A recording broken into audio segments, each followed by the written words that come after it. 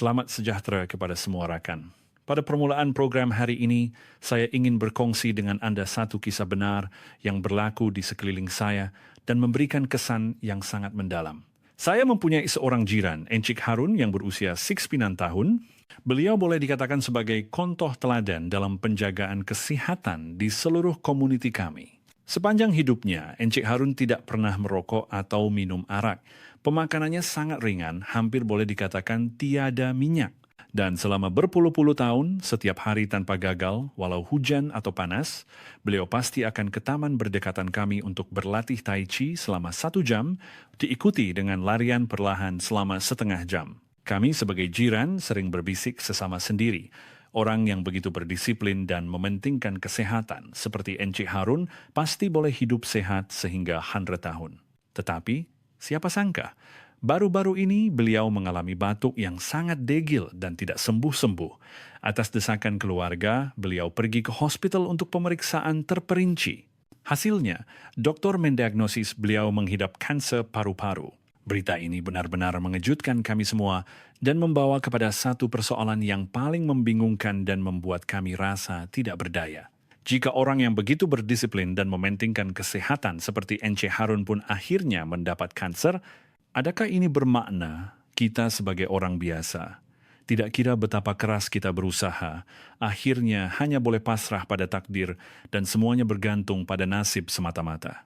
Rakan-rakan sekalian, jika di dalam hati Anda pernah terlintas sedikit pun keraguan dan ketakutan seperti ini, maka video hari ini Anda mesti tonton sehingga habis. Karena saya akan mendedahkan satu rahasia paling penting dan paling mampu memberikan harapan kepada kita semua mengenai kanser. Dalam video hari ini, saya akan membawa Anda melihat mereka yang benar-benar sehat dan panjang umur yang tidak mudah dihinggapi kanser. Apakah 4 ciri anti kanser yang sama yang biasanya mereka miliki? Mempelajari 4 perkara ini, umpama membeli insurans yang paling boleh dipercayai untuk kesehatan kita. Sebelum program ini bermula, jika Anda juga ingin membina perisai anti kanser yang paling kukuh untuk diri sendiri dan keluarga, sila klik butang langgan di bahagian bawah kanan skrin dan aktifkan lonceng di sebelahnya. Jika Anda suka kandungan yang kami kongsi hari ini, sila type "saya mahu sihat" di ruangan komen di bawah untuk memberi semangat kepada kesehatan kita bersama. Baiklah, sebelum mendedahkan 4 ciri anti kanser ini, kita mesti terlebih dahulu menjawab persoalan paling asas dari sudut pandang yang paling saintifik dan rasional. Adakah seseorang itu akan mendapat kanser benar-benar telah ditakdirkan? Perubatan modern, selepas berpuluh-puluh tahun penyelidikan yang mendalam, telah memberikan jawaban yang sangat jelas. Kejadian kanser adalah seperti ribut yang sempurna. Biasanya ia adalah hasil gabungan 3 faktor penting. Faktor pertama ialah mutasi genetik, atau apa yang biasa kita sebut sebagai nasib. Badan kita adalah seperti sebuah negara yang sangat kompleks, yang terdiri daripada triliunan sel. Rakyat sel ini sentiasa membahagi setiap hari untuk mengekalkan operasi normal negara ini. Dalam proses yang sangat besar dan rumit ini, adalah normal untuk sekali-sekala berlaku 1-2 kesilapan cetakan atau apa yang dipanggil mutasi genetik, dan ini adalah sesuatu yang tidak dapat kita elakkan 100%. Faktor ini menyumbang kira-kira 1/3 daripada risiko kita mendapat kanser. Ini adalah bahagian yang agak sukar untuk kita kawal. Faktor kedua ialah latar belakang genetik, yaitu perlembagaan yang kita warisi daripada ibu bapa kita. Sesetengah orang dalam pelan genetik semula jadi mereka mempunyai beberapa segmen gen yang lebih mudah membuat kesilapan. Oleh itu, risiko mereka untuk mendapat kanser tertentu memang lebih tinggi sedikit daripada orang biasa. Tetapi, rakan-rakan sekalian, sila ingat perkara berikut. Inilah harapan dalam semua kandungan kita hari ini. Selain daripada 2 faktor semula jadi yang agak sukar kita ubah di atas, terdapat faktor ketiga yang menyumbang bahagian terbesar, lebih daripada 60%, yang sepenuhnya berada dalam kawalan kita sendiri. Ia adalah gaya hidup kita. Saya akan gunakan satu analogi yang lebih mudah untuk menerangkannya. Genetik kita adalah seperti set kad yang kita dapat di tangan.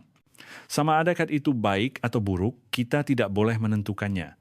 Tetapi gaya hidup yang kita pilih setiap hari adalah kunci yang menentukan bagaimana kita akan memainkan set kad ini, sama ada menang atau kalah. Dengan kata lain, sama ada kita mendapat kanser atau tidak, nasib dan genetik hanya menyumbang sebahagian kecil. Cara kita memilih untuk makan, tidur, bersenam, dan berpikir setiap hari adalah watak utama yang menentukan nasib kesehatan kita akhirnya. Baiklah, setelah kita memahami konsep yang paling penting ini, mari kita lihat bersama-sama apakah yang telah dilakukan oleh mereka yang sehat, panjang umur, dan tidak mudah mendapat kanser. Apakah 4 azimat pelindung yang mereka miliki? Ciri pertama dan paling asas adalah mereka makan dengan bijak, pemakanan seimbang. Pepatah mengatakan, makanan adalah keperluan utama manusia. Di sebalik pepatah ini, terdapat makna yang lebih mendalam. Setiap suap makanan yang kita makan sedang membentuk badan kita setiap saat. Anda boleh bayangkan badan kita sebagai sebuah rumah yang perlu kita jaga dengan teliti.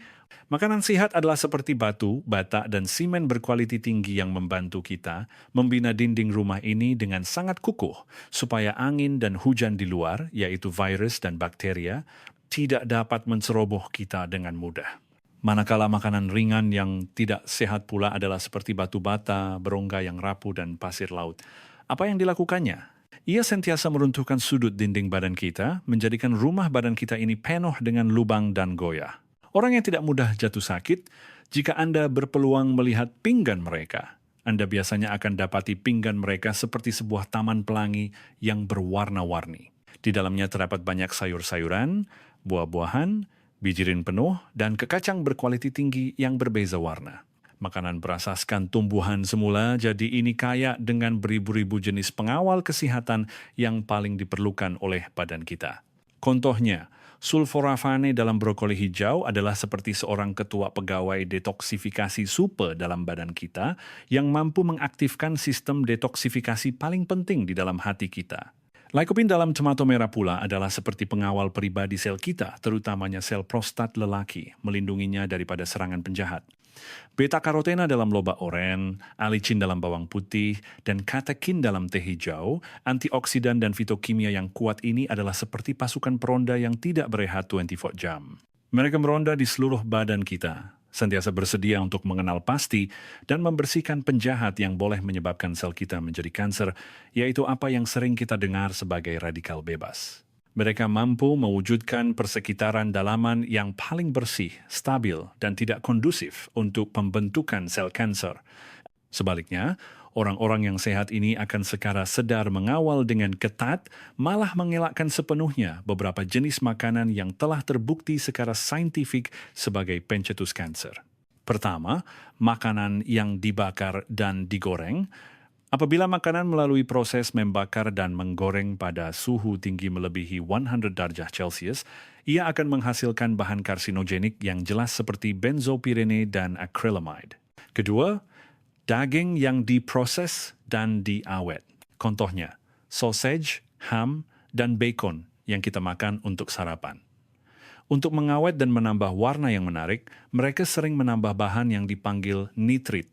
Nitrit ini akan bertukar menjadi karsinogen yang sangat kuat, dipanggil nitrosamin di dalam perut kita. Ketiga, makanan berkulat. Perkara ini mesti diberi perhatian khusus oleh warga emas kita. Jangan sekali-kali makan apa-apa yang berkulat sedikit pun demi menjimatkan wang. Terutamanya kacang tanah dan jagung yang berkulat, ia mungkin mengandungi karsinogen yang sangat toksik dipanggil aflatoksin. Ia dikenali sebagai punca utama kanser hati. Saya pernah mengenali seorang petani bersara berusia sego 25 tahun, Pak Kasim dari Johor, kerana urusan kerja. Beliau telah bekerja di ladang seumur hidup dan badannya masih sangat tegap, suaranya lantang. Suatu kali kami berbual, saya dengan rasa ingin tahu bertanya kepadanya, Pak Kasim, badan Pak Cik sangat sehat. Adakah ada apa-apa petua kesehatan istimewa yang boleh diajarkan kepada kami? Beliau ketawa dan berkata, anak muda, apa petuanya? Saya kumamakan apa yang tumbuh dari tanah kita sendiri. Di atas mejanya, sentiasa ada sayur-sayuran musim yang paling segar. Contohnya, sekarang musim luruh. Di atas mejanya akan ada akar teratai dan lobak putih yang kita bincangkan dalam episode lepas. Makanan utamanya adalah ubi keledek dan beras perang yang ditanam sendiri. Sambal proteinnya adalah ikan dari kolam berdekatan dan telur dari ayam yang diternak sendiri. Beliau berkata, seumur hidupnya beliau hampir tidak pernah makan biskut atau air berkarbonat dari luar. Baginya, itu adalah makanan yang tidak sedap. Lihatlah, rakan-rakan, penjagaan kesehatan yang paling unggul sebenarnya sangat sederhana, yaitu kembali kepada keadaan makanan yang paling asli dan semula jadi. Seterusnya, kita lihat ciri kedua, yaitu hidup berdisiplin, jauhi tabiat buruk. 6 perkataan ini sangat mudah untuk disebut, tetapi dalam masyarakat modern yang penuh dengan pelbagai godaan ini, tidak ramai yang benar-benar dapat melakukannya. Kita semua tahu bahwa merokok, minum arak, dan berjaga malam adalah 3 lubang hitam yang menghabiskan kesehatan badan kita. Pertama sekali, mengenai tembakau. Ia telah lama diletakkan oleh Pertubuhan Kesehatan Sedunia di tiang malu sebagai karsinogen tahap 1. Para saintis telah membuktikan bahwa asap rokok mengandungi berpuluh-puluh bahan karsinogenik yang jelas. Mereka adalah seperti pasukan pemusnah terlatih yang akan menyerang secara langsung setiap organ kita, dari mulut, tekak, paru-paru, hingga ke esofagus, perut, dan juga pundi kencing. Alkohol pula digelar oleh para saintis sebagai pemangkin kanser. Apakah maksudnya? Walaupun ia sendiri bukan karsinogen yang paling kuat, tetapi selepas masuk ke dalam badan kita, ia akan melemahkan keupayaan detoksifikasi hati kita secara besar-besaran dan merosakkan mekanisme pembaikan DNA yang paling penting di dalam sel kita. Ini seolah-olah ia bukan sahaja membuka pintu kemudahan untuk sel kanser, tetapi pada masa yang sama juga memabukkan polis dalam badan kita, yaitu sistem imun kita, menjadikan mereka pening dan tidak berdaya juang. Akhir sekali adalah perkara yang paling sukar dielakkan oleh kita pada zaman modern ini. Berjaga malam. Kerosakan yang disebabkan oleh berjaga malam kepada badan kita bukanlah pada satu organ sahaja, tetapi adalah satu keruntuhan sistemik. Waktu kerja paling penting bagi sistem imun kita sebenarnya adalah semasa kita tidur nyenyak pada waktu malam. Pada masa ini, sel-sel imun di dalam badan kita akan menjalankan kerja rondaan dan pembersihan yang paling penting. Tugas mereka adalah untuk mencari dan membersihkan sel-sel abnormal yang tersilap semasa proses pembahagian sel pada waktu siang. Jika Anda berjaga malam untuk jangka masa yang panjang, ini sama seperti Anda secara paksa merampas waktu kerja sistem imun kita. Sel-sel jahat yang sepatutnya dihapuskan pada peringkat awal akan berpeluang untuk melarikan diri dari pengawasan sistem imun, kemudian secara senyap-senyap berkembang dan membesar, akhirnya membentuk tumor yang paling tidak kita ingini. Orang-orang yang badannya sangat sehat dan tidak mudah jatuh sakit, mereka bukanlah dilahirkan dengan sebarang kuasa ajaib. Mereka hanya memilih gaya hidup yang paling bermanfaat untuk badan mereka dari hari ke hari. Disiplin mereka sendiri adalah tembok besar kesehatan yang paling kukuh. Baiklah, seterusnya kita akan membincangkan ciri ketiga yang paling mudah diabaikan oleh kita pada zaman modern ini. Tetapi kepentingannya mungkin melebihi semua faktor sebelumnya, yaitu mentality positif, emosi stabil. Kepada semua warga emas, jangan sekali-kali memandang rendah pengaruh perasaan terhadap kesehatan badan kita. Jika seseorang berada dalam keadaan cemas, murung, tertekan, dan marah untuk jangka masa yang panjang, pukulan kepada badan kita adalah setaraf dengan bom nuklear. Dalam perobatan modern, kita mempunyai satu bidang akademik khusus yang dipanggil psikoneuroimunologi. Banyak kajian saintifik telah membuktikan bahwa apabila minda kita berada dalam keadaan tekanan tinggi untuk jangka masa yang panjang, otak kita akan mengarahkan kelenjar adrenal kita untuk merembeskan sejenis hormon tekanan yang dipanggil kortisol. Kortisol ini dalam jangka masa pendek boleh membantu kita menghadapi beberapa situasi kecemasan dan ia bermanfaat. Tetapi, jika ia sentiasa berada pada tahap yang tinggi karena tekanan dan kebimbangan jangka panjang kita, maka ia akan menjadi pengkhianat paling menakutkan di dalam badan kita. Ia akan menaikkan sistem imun kita secara menyeluruh dan tanpa diskriminasi, menyebabkan jumlah sel imun kita berkurang dan aktivitinya menurun. Saya akan gunakan satu lagi analogi, Anda akan lebih mudah faham. Anda boleh bayangkan badan kita sebagai sebuah negara. Raja negara ini adalah otak Anda. Jika Anda sebagai raja sentiasa, bimbang sama ada akan berlaku pemberontakan dalaman, yaitu emosi negatif Anda yang terpendam, apa yang akan Anda lakukan? Anda berkemungkinan besar akan mengeluarkan perintah supaya seluruh tentera negara, yaitu sistem imun kita, meluncurkan senjata dan menyerah, tidak membenarkan mereka meronda di luar untuk mengelakkan masalah. Cuba Anda fikirkan apa yang akan berlaku kepada sebuah negara tanpa tentera yang meronda. Sel-sel jahat yang muncul sekali-sekala, yaitu sel-sel kanser di dalam badan kita. Tidak akan ada sesiapa yang menguruskannya. Mereka boleh dengan selamat menakluk wilayah dan menjadi raja di dalam badan Anda, berkembang dan membesar. Saya pernah berpeluang berkhidmat di ward paliatif untuk satu tempo karena urusan kerja. Saya telah melihat terlalu banyak kes yang menyayat hati. Ramai warga emas yang menghidap kanser apabila mengimbas kembali kehidupan mereka akan menyebut bahwa beberapa tahun sebelum mereka didiagnosis dengan kanser, mereka pernah melalui satu tempo yang sangat menyakitkan dan tertekan. Mungkin karena kehilangan orang yang tersayang dan tidak dapat keluar dari kesedihan.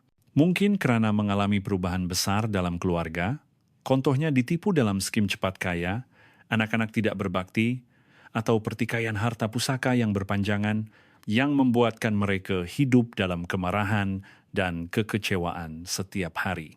Sebaliknya, orang yang tidak mudah jatuh sakit, kehidupan mereka bukannya tanpa masalah atau tekanan. Sebaliknya, mereka sangat bijak menguasai satu set kaedah melepaskan emosi mereka sendiri. Mereka tahu jika ada sampah di dalam hati, ia perlu dibuang. Jika ada rasa tidak puas hati, ia perlu dibersihkan. Mereka mungkin melakukannya dengan pergi menyanyi di pusat karaoke, community setiap minggu, menari bersama-sama di taman, mendaki gunung, atau sekarang tetap bertemu dengan beberapa rakan baik untuk minum teh dan berbual, malah saling mengadu untuk melepaskan tenaga negatif ini dengan langkar. Dalam perubatan, terdapat satu istilah yang dipanggil immunity psikologi, yang merujuk kepada keupayaan melawan penyakit yang kuat yang dibawa oleh mentaliti yang baik. Seseorang yang hatinya ceria dan emosinya tenang, sistem saraf, sistem endokrin, dan sistem imunnya, ketiga-tiga sistem utama ini akan berada dalam keadaan yang sangat harmoni dan selaras. Badannya secara semula jadi akan mempunyai kuasa penyembuhan yang paling kuat. Ciri terakhir yang paling sesuai dengan pepatah, hidup terletak pada pergerakan adalah kekal bersenam, bergerak. Itu kuncinya. Ramai warga emas kita, apabila semakin tua, semakin tidak suka bergerak. Mereka beranggapan bahwa berehat lebih banyak di rumah dan berbaring adalah cara penjagaan kesehatan yang terbaik. Konsep ini benar-benar perlu diubah sepenuhnya. Perubatan modern mempunyai bukti yang sangat banyak yang menunjukkan dengan jelas bahwa senaman yang teratur adalah obat super yang paling ekonomik, paling berkesan, dan paling kurang kesan sampingan untuk kita melawan kanser. Persatuan Kanser Amerika dengan jelas menyatakan bahwa setiap orang setiap minggu hanya perlu melakukan sekurang-kurangnya 150 menit senaman intensity sederhana. Contohnya seperti berjalan pantas, berenang, berbasikal, atau menari aerobik di tempat awam, sudah boleh mengurangkan risiko kejadian lebih daripada 10 jenis kanser, seperti kanser usus besar, kanser payudara, dan kanser endometrium dengan sangat ketara. Jadi, mengapa senaman boleh melawan kanser? Ia mempunyai sekurang-kurangnya 3 kuasa ajaib. Pertama, ia dapat meningkatkan metabolisme kita dan membantu kita mengawal berat badan yang ideal, karena obesiti itu sendiri adalah satu keadaan yang mencetuskan kanser. Sel-sel lemak berlebihan di dalam badan kita akan merembeskan beberapa bahan yang menggalakkan keradangan badan dan pertumbuhan sel yang tidak normal. Kedua, senaman dapat meningkatkan secara langsung kuasa juang sel-sel imun kita. Apabila kita bersenam, peredaran darah akan menjadi lebih cepat. Sel-sel imun di dalam badan kita adalah seperti pasukan khas yang digerakkan secara kecemasan, dapat meronda di seluruh badan kita dengan lebih efisien, dan dengan itu dapat mengesan dan membersihkan sel-sel abnormal itu lebih awal. Ketiga, senaman dapat membantu kita mengurangkan tekanan. Apabila kita bersenam, otak kita akan merembeskan sejenis bahan yang membuatkan kita berasa gembira, dipanggil endorfin. Inilah penawar yang paling semula jadi dan paling berkesan untuk melawan hormon tekanan, kortisol yang kita sebutkan tadi. Baiklah, kepada semua rakan yang dikasihi, Perbincangan kita mengenai ciri-ciri anti kanser hari ini berakhir di sini. Di akhir video, mari kita imbas kembali dengan pantas 4 azimat pelindung anti kanser yang paling penting hari ini. Sila ingat baik-baik di dalam hati Anda. Azimat pelindung pertama adalah makan dengan bijak. Makan lebih banyak sayur-sayuran, buah-buahan, dan bijirin penuh yang berwarna-warni seperti pelangi. Jauhi seboleh-bolehnya 3 musuh, yaitu makanan yang dibakar, digoreng, daging yang diproses, dan makanan berkulat. Konsep utamanya ialah makanan adalah untuk membina badan kita, bukan untuk meruntuhkannya. Azimat pelindung kedua adalah hidup berdisiplin.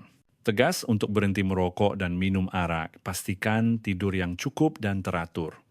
Konsep utamanya ialah disiplin adalah membina tembok besar yang paling kukuh untuk kesehatan kita. Azimat pelindung ketiga adalah mentality positif. Belajar untuk membuang sampah emosi Anda. Cari kaedah pelepasan emosi yang sesuai untuk diri sendiri. Jangan biarkan emosi negatif bermalam di dalam hati Anda. Berusaha untuk memupuk imuniti psikologi kita. Kerana optimisme adalah sumber kuasa penyembuhan terkuat badan kita. Konsep utamanya ialah emosi adalah panglima tertinggi kesehatan badan kita. Azimat pelindung keempat adalah kekal bersenam. Matlamatnya adalah sekurang-kurangnya 150 minit senaman aerobik intensity sederhana setiap minggu. Percayalah, bergerak itu membawa tuah. Kerana senaman adalah ubat semula jadi terbaik untuk meningkatkan imuniti dan mengurangkan tekanan. Konsep utamanya ialah hidup terletak pada pergerakan. Aktiviti fizikal yang teratur adalah satu ramuan yang sangat diperlukan dalam dapur anti kanser kita. Rakan-rakan sekalian, dalam kejadian kanser, nasib mungkin memainkan sebahagian peranan. Tetapi kita sama sekali bukanlah penjudi yang hanya boleh pasrah pada takdir. Gaya hidup di tangan kitalah yang merupakan katruf terbesar yang menentukan kemenangan dalam perjudian kesehatan ini. Saya berharap perkongsian hari ini benar-benar dapat membantu Anda.